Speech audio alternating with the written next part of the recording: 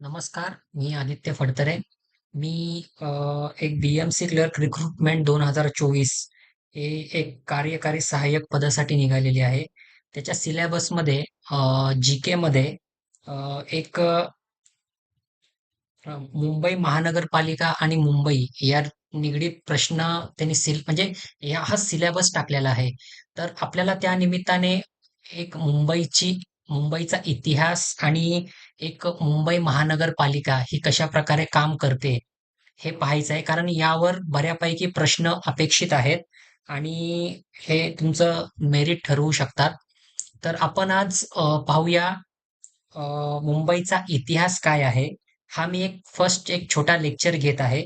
यानंतर मी थोडं डीपमध्ये BMCचं वर्किंग कसं चालतं आणि कशा पद्धतीने आपल्याला प्रश्न येऊ शकतात. त्या प्रश्नांशी जे MCQ पॅटर्न आहे त्याच्याशी निगडीत मी प्रश्न घेणार आहे. तर आपण आपला हा लेक्चर सुरू करत आहोत. विषय आहे हा द हिस्ट्री ऑफ मुंबई म्हणजेच मुंबईचा इतिहास from island city to financial hub. मी मराठी इंग्लिश दोन्हीमध्ये हा लेक्चर ही स्लाइड बनवलेली आहे. तर मुंबईचा इतिहास आपण पाहणार आहोत. आयलंड सिटी ते फायनान्शियल हब कसा झाला. तर सर्वप्रथम आपल्याला माहीतच आहे की मुंबई ही एक 7 बेटांनी बनलेली होती. तर भारताच्या पश्चिमेला मुंबईचं लोकेशन आहे अरबी समुद्राजवळ. मुळात ही 7 बेटांचा एक द्वीपसमूह आहे, जो आपण भर घालून घालून किंवा आपण असं म्हणू शकतो की जे एक जमीन सुधारणा करून करून एक आपण वाढवलेला आहे. आणि हे एक महत्वाचं नैसर्गिक बंदर आहे, जे सागरी व्यापारासाठी ऐतिहासिकदृष्ट्या महत्वाचं आहे. ही 7 बंदर आहेत बघा. हे 7 बेटं हे माहीम, वरळी, माझगाव, परेल, बॉम्बे जी हे पूर्वीची नावं आहेत. लिटिल कुलाबा, कुलाबा आता हे सगळं भर घालून घालून जोडलेलं आहे. सो नेक्स्ट आपण मुंबईचं स्थान बघूया कुठे लोकेशन. ही पश्चिम किनाऱ्यावर एक सालेसात बेट आहेत. त्याच्या नैऋत्येस आहे एक अरुंद द्वीपकल्पावर स्थित आहे. आणि पश्चिम आणि दक्षिणेला बघा इकडे पश्चिम आणि दक्षिणेला मुंबईच्या अरबी समुद्र आहे आणि पूर्वेला इकडे ठाण्याची खाडी आहे. अशा प्रकारे तिन्ही बाजूनी पाण्याने वेढलेली आहे. आपण एक हिल रेंजेस पाहत आहोत मुंबईचे. एक मराठीमध्ये दाखवतो तुम्हाला मी की डोंगर रांगा मुंबईत 3 डोंगर रांगा आहेत.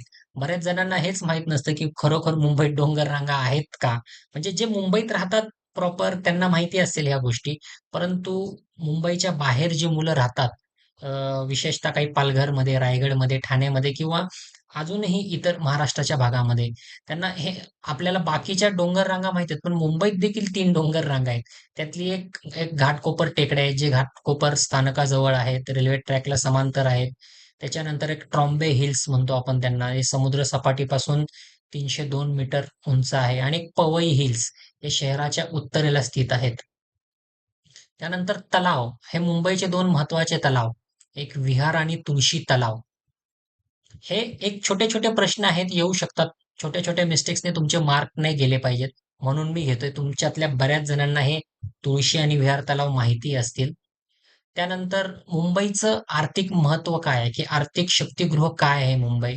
तर बाबा मुंबई भारताच्या GDP मध्ये जवळपास 6% आणि आयकर संकलनात 30% पेक्षा मुंबईचं जास्त योगदान आहे.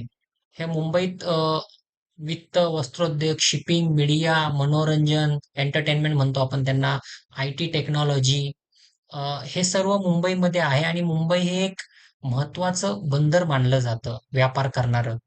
तुमच्यापैकी कोणी मला कमेंटमध्ये सांगू शकेल का की भारताचा आत्ता GDP किती आहे? आणि त्यावरून तुम्हाला अंदाज येईल की ते 6% म्हणजे किती होतात. आणि मुंबई बंदराला एक समांतर बंदर आपण काढलेलं आहे. खूप सोपं नाव आहे त्याचं. ते तुम्ही मला कमेंट बॉक्समध्ये सांगा की मुंबईचा ताण कमी करण्यासाठी आपण कोणतं बंदर काढलेलं. हे खूप सोप्या गोष्टी आहेत. जस्ट एक इंट्रोडक्शन म्हणून मी तुमच्या घेत आहे. आणि काही असे प्रश्न असतात परीक्षेमध्ये की जे असतात सोपे पण आपला गोंधळ उडवणारे असतात. तर मी काही मुंबईचे मेजर लँडमार्क घेतो. अ, मराठीमध्ये घेतो मी. एक स्मरणार्थ गेटवे ऑफ इंडिया हे तुम्हाला माहिती असेल. तुमच्यातले बऱ्यापैकी अनेक जणांनी इथे भेट देखील दिलेली असेल. हे फार महत्वाचं पर्यटन स्थळ आहे. ऐतिहासिक वारसा असलेलं. हे डिसेंबर 1911 मध्ये किंग जॉर्ज पंचम आणि क्वीन मेरी यांच्या भारत भेटीच्या स्मरणार्थ बांधण्यात आलेले. त्यांच्या भेटीमुळे पहिल्यांदाच एक ब्रिटिश राजाने भारतीय भूमीवर पाऊल ठेवले होते. याची बघा पायाभरणी 31 मार्च 1913 रोजी झाली आणि 1924 मध्ये बांधकाम पूर्ण झालेलं. याचे आर्किटेक्चर बघा कोण होते. स्कॉटिश वास्तुविशारद जॉर्ज विटेट यांनी हे डिझाईन केलेलं. हे स्मारक इंडो सॅसेनिक आर्किटेक्चर आणि मुस्लिम आणि हिंदू स्थापत्य शैलीच्या घटकांसह मिश्रित करते. असा प्रश्न येऊ शकतो आपल्याला, जर विचारावा वाटलाच त्यांना एखादा किचकट मार्ग घालवायला. हे साधारणतः पिवळ्या बेसाल्ट आणि प्रबलित कॉन्क्रीटचे बनलेले आहे. इंग्लिशमध्ये नाव वाचा तुम्ही. थोडंसं मराठीमध्ये काही नावं किचकट असतात. हे स्मारक साधारणतः 26 मीटर उंच आहे. वाटलंच त्यांना परीक्षेमध्ये एखादा किचकटच प्रश्न टाकायचे तर आपलं तुमच्या नॉलेजमध्ये असलेलं बरं. याच्यातले जे 1911 ची भेट किंवा 1913 ची पायाभरणी पूर्ण कधी झालं, किती मीटर उंच आहे आणि कुठले कुठले घटक मिश्रित करते, वास्तुविशारद कोण होते, ह्या गोष्टी थोड्या लक्षात ठेवा. बघा, स्कॉटिश वास्तुविशारद जॉर्ज विटेट यांनी डिझाईन केलेलं हे स्मारक दाखवतंय बघा. हे असं त्यावेळेला डिझाईन चाललेलं. हे स्मारक इंडो सॅसेनियन सारा सैनिक आर्किटेक्चरला मुस्लिम आणि हिंदू स्थापत्य शैलीच्या घटकांसह मिश्रित करते. देन एक मरीन ड्राईव्ह म्हणून भाग आहे. मुंबईला जेवढे लोक व्हिजिट करतात, हा साधारणतः दक्षिण मुंबईचा भाग आहे आणि फार प्रशस्त भाग आहे. तुमच्यापैकी अनेक जणांनी तिथे भेटही दिली असेल. नसेल दिली तर जरूर भेट द्या. फार सुंदर भाग आहे. फार सुंदर आर्किटेक्ट आहे. मुंबईच्या जुन्या आणि आधुनिक वास्तुकलेचे मिश्रण दाखवणारा निसर्गरम्य भाग आहे. बुलेवार्ड्स हा ऍक्च्युली मी जाणून बुजून इथे शब्द वापरलाय. हा ऍक्च्युली फ्रेंच शब्द आहे. त्याचा अर्थ होतो रुंद रस्ता मराठीमध्ये. वाईड स्ट्रीट पण त्याला इंग्लिशमध्ये म्हणतो. हा ना जवळपास 3-3.5 किलोमीटरचा असा पूर्ण रस्ता आहे आणि मुंबईला भेट देणारे बरेच पर्यटक या ठिकाणी भेट देत असतात मरीन ड्राईव्हला. मरीन लाईन्स म्हणून एक रेल्वे स्टेशन पण आहे वेस्टर्न रेल्वेला, चर्चगेटच्या आधी. कोणी सांगू शकेल का चर्चगेटला कुठलं मुख्यालय आहे? पूर्व, पश्चिम, दक्षिण, उत्तर कुठल्या रेल्वेचं आहे? देन छत्रपती शिवाजी महाराज टर्मिनल्स हे आपण थोडं डिटेलमध्ये बघूया. याच्यावरती मी थोडे एमसीक्यू घेणार आहे, कारण येऊ शकतो एखादा दुसरा एमसीक्यू. याला युनेस्को मध्ये देखील घेतलेला आहे. युनेस्कोच्या जागतिक वारसा स्थळामध्ये घेतलेला आहे. पूर्वी याला व्हिक्टोरिया टर्मिनल्स म्हणून ओळखलं जात. त्याला आता आपण छत्रपती शिवाजी महाराज टर्मिनल्स म्हणतो, CSMT. आपण याच्यावर थोडे एमसीक्यूज घेत आहोत. मी ही सिरीज थोडी फास्ट घेत आहे कारण परीक्षा तुमची जवळ आलेली आहे आणि आपला जास्त फोकस हा एमसीक्यू वरच राहिला पाहिजे, म्हणून मी तुमचे उत्तर असत एमसीक्यू घेतलेले आहेत. आपण एक पहिला एमसीक्यू बघतोय की मराठीमध्येच मी तुम्हाला वाचून दाखवतो. मराठी इंग्लिश मी दोन्ही अवेलेबल ठेवलेलं आहे. छत्रपती शिवाजी महाराज टर्मिनल्सला युनेस्कोने कोणत्या वर्षी जागतिक वारसा स्थळ घोषित केले? तर ते ऑप्शन आहेत 1997, 2001, 2004, 2007. तर 2004 ला घोषित केलेलं जागतिक वारसा स्थळ युनेस्कोने.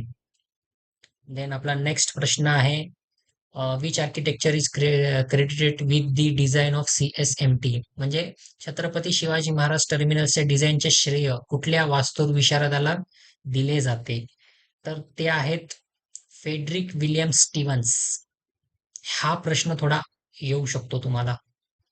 त्यानंतर हाही महत्वाचा प्रश्न आहे. छत्रपती शिवाजी महाराज टर्मिनल्स हे कोणत्या वास्तुशैलीचे उदाहरण आहे? हे बघा, ही गॉथिक पुनरुज्जीवन, त्याला गॉथिक रिवायवल असं म्हणतात. Gothic revival. तुमच्यापैकी बरेच जण गेलेही असतील छत्रपती शिवाजी महाराज टर्मिनल्सला. ते रेल्वे स्टेशनचं आर्किटेक्चर असंच दिसतं आपल्याला.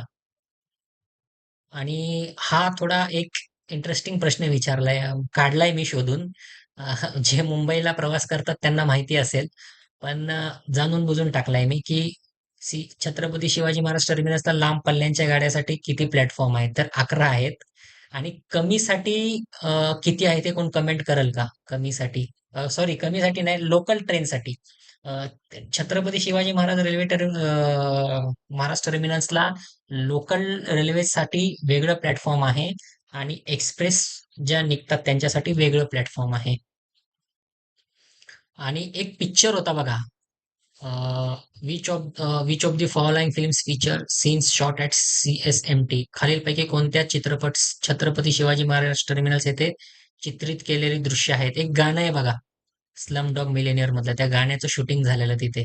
आणि या ऑस्करला पण गेलेला पिक्चर, 2008च्या दरम्यानचा हा पिक्चर आहे.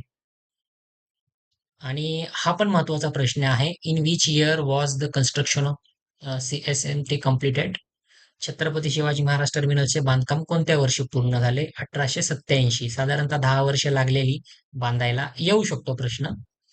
आणि हा थोडा का बघा कॉम्प्लिकेटेड प्रश्न आहे, म्हणजे फसवा प्रश्न आहे. छत्रपती शिवाजी महाराजच्या CSMTच्या डिझाईन मध्ये कोणत्या युरोपीय प्रभाव सर्वात जास्त दिसतो? म्हणजे युरोपियन कुठला इन्फ्लुएन्स जास्त दिसतो? तर आपल्याला असं वाटेल की गॉथिक शैली आहे म्हणून रोमन असेल प्रभाव, तर नाही, तो ब्रिटिश प्रभाव दिसतो.